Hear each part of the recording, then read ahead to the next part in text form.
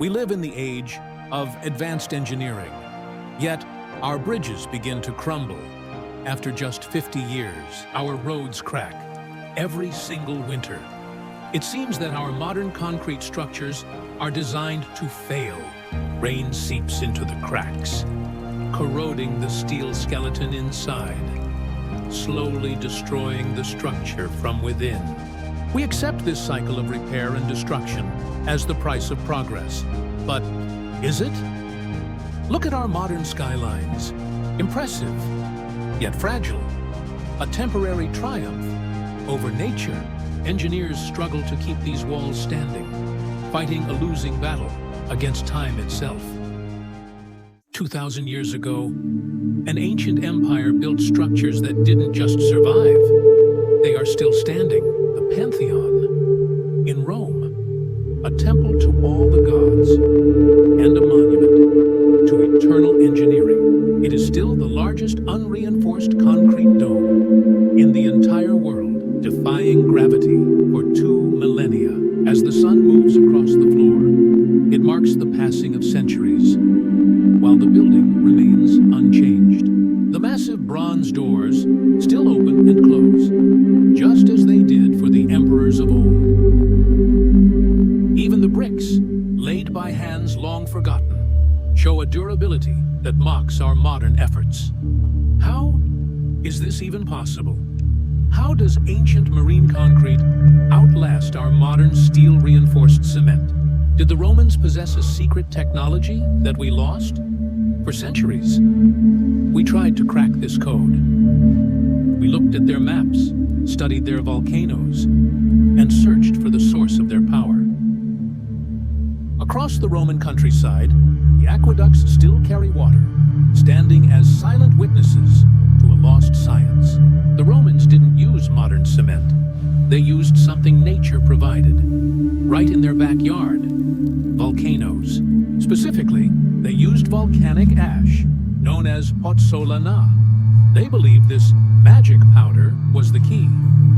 When mixed with lime and seawater, this ash triggers a violent, heat-generating reaction. It creates a supermaterial, growing sharp crystals called aluminium tobermarite. These crystals grow inside the rock pores, interlocking like a zipper, making the concrete harder over time. For decades, archaeologists noticed weird white chunks in the mix. They called them lime clasts. Scientists dismissed them as errors. They thought the Romans just did a sloppy job mixing the mortar. They were wrong. In 2023, a team from MIT proved that these white chunks were actually the secret weapon. It turns out the Romans used hot mixing, creating calcium reservoirs that act as a healing kit. When a crack forms, rain enters, dissolves the lime, and recrystallizes to seal the wound automatically. It is a chemical masterpiece, a material that behaves more like a living organism than a dead stone. In the lab, modern concrete crumbles under pressure, while the Roman sample stands firm. But chemistry was only half the battle. The engineering of the Pantheon is equally genius.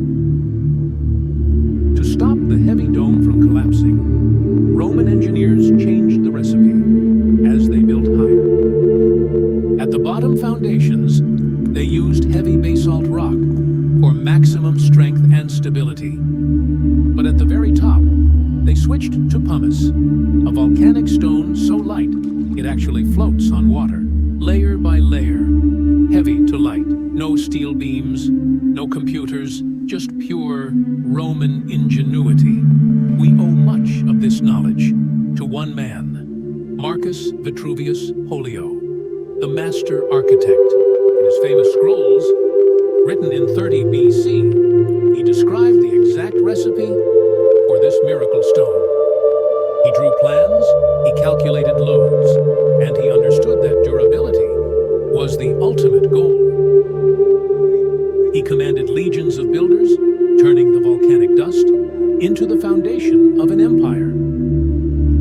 Slaves mined the ash near the Bay of Naples, unaware they digging up the secret to immortality. This ash was so valuable, it was shipped across the Mediterranean to build harbors in distant lands. In the Roman bathhouses, the waterproof concrete held the heat and resisted the moisture for centuries. But the true test was in the sea, the harbor of Caesarea Maritima, built to challenge the ocean itself. Underwater, the saltwater attacks modern concrete, but for the Romans, the ocean is an ally. The saltwater reacts with the ash, creating new minerals that make the concrete stronger as it ages. While our modern piers rust and collapse, succumbing to the relentless waves. The Roman breakwaters remain. Nature does not destroy them, it adopts them. But nothing lasts forever. When the empire fell, chaos consumed the world. Barbarians sacked the cities. The trade routes collapsed. The supply of volcanic ash was cut off. The temples were abandoned. The forest reclaimed the ruins, and the secret recipe faded into legend. Medieval builders tried to copy the Romans, but their walls were weak. The knowledge was gone. They stacked stones with crumbling mortar, struggling to replicate what their ancestors did effortlessly. Monks copied ancient texts, but they didn't understand the chemistry. The hot mixing technique was lost. For 1,000 years, humanity walked among the ruins, wondering how giants had built them. But the story doesn't end in Rome. This ancient technology might be the key to our future on Mars. Scientists have found that Martian soil is chemically very similar to the volcanic ash of Pompeii. We won't bring cement to Mars. We will use the Roman method, using local soil to print our colonies. Under the stars of a new world, we will live in domes, built with the wisdom of the old world. Rovers will mix the Martian regolith, just as the Romans mixed the ash, creating structures that last. Inside these habitats, humanity will survive, protected by a shield of ancient chemistry. Back on Earth, we face a different crisis. Cement production accounts for 8% of global CO2 emissions. We are polluting our planet to build things that turn into waste in a single lifetime. But by rediscovering the lost wisdom of the Romans, we are finding a blueprint for a sustainable future. We need sea walls that get stronger with the tides to protect our cities from rising oceans. We are bridging the gap between the aqueducts of the past and the pipelines of the future. Scientists are now creating self-healing concrete, inspired by those white lime chunks. The secrets were right there, hidden in the microscope, hidden in the volcano, waiting for us. Like the Japanese art of kintsugi, we are learning to make the repairs stronger than the original. We are entering a new Stone Age, not of primitive tools, but of smart, living materials. As the sun sets on the Roman Forum, we realize that true progress is not just about the new. Sometimes, to move forward, we have to look back. The answers are written in the ruins. The Pantheon stands silent, a witness to the rise and fall and rebirth of civilizations. History is not over. It is a library, and we have only just begun to read the books.